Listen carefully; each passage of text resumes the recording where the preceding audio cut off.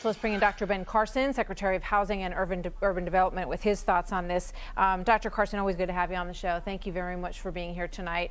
As I said, this is a very sad situation. We all watched Rayshard Brooks's wife.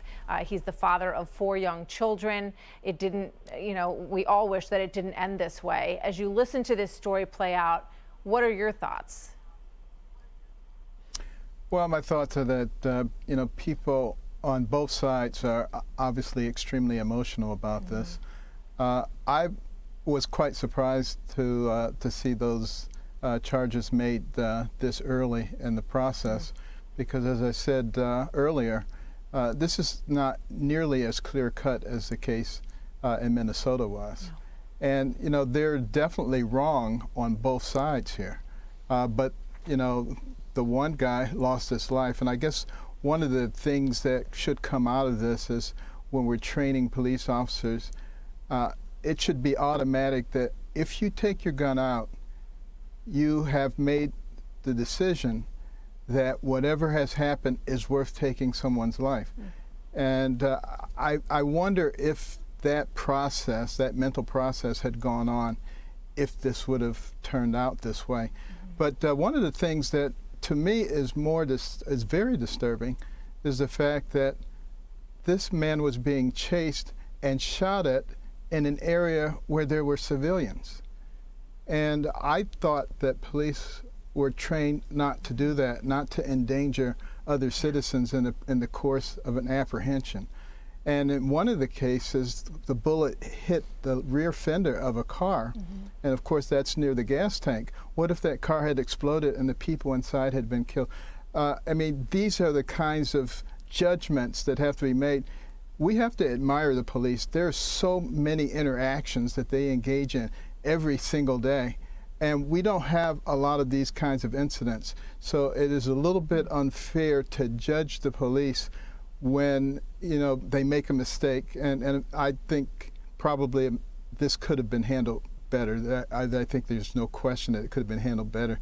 But I think you really need a much more complete investigation of everything. I agree that a grand jury should have been impaneled, and it's too big a case just to rush to judgment. Now, it could be that the same verdict would be had.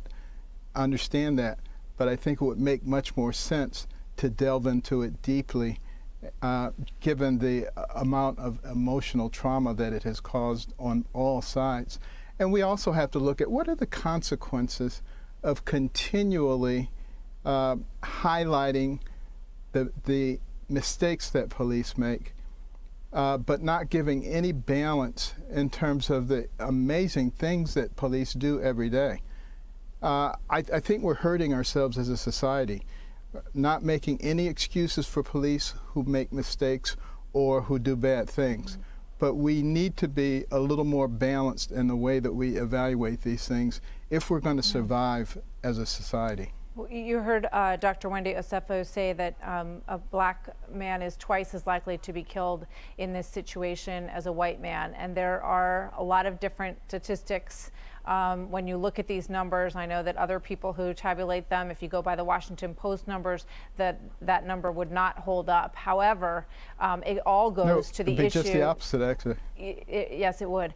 It goes to the issue of whether or not there is racism involved in these moments, or whether it is, a police officer acting in a way that he shouldn't, and the motive is ascribed to it. So with regard to that, this is Kamala Harris, Senator Harris, talking about this, and I'd like to get your thoughts on it.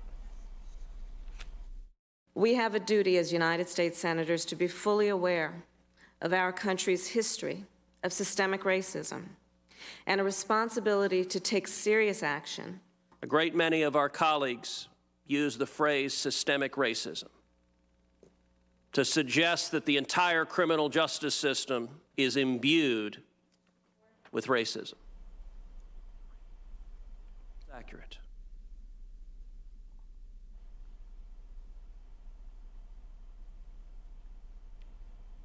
Dr. Carson, what do you say to that, sir?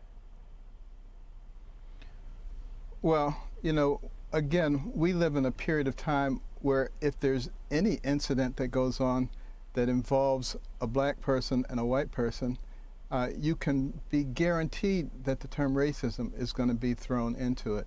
The fact of the matter is, there are lots of interactions that occur between people that have nothing to do with race, but we impose that on everything. But if we say the system is systemically racist, then it gives us the excuse that we need to try to completely change the system. And, you know, there are those who say, you know, we want to redo America. We want to remake America. Well, of course, you have to first make the case that America is broken.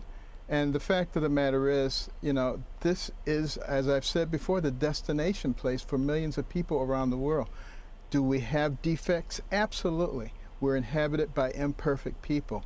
But why don't we look at situations like what has just occurred in Atlanta? Let's dissect this, and let's make sure that we put in place policies so that people don't continue to have these kinds of situations arise. That would be much smarter than getting into our respective corners, demonizing each other, and getting angry all the time. Wise words. Dr. Carson, thank you. Always good to have you with us, sir. Thank you. Thank you, Mark.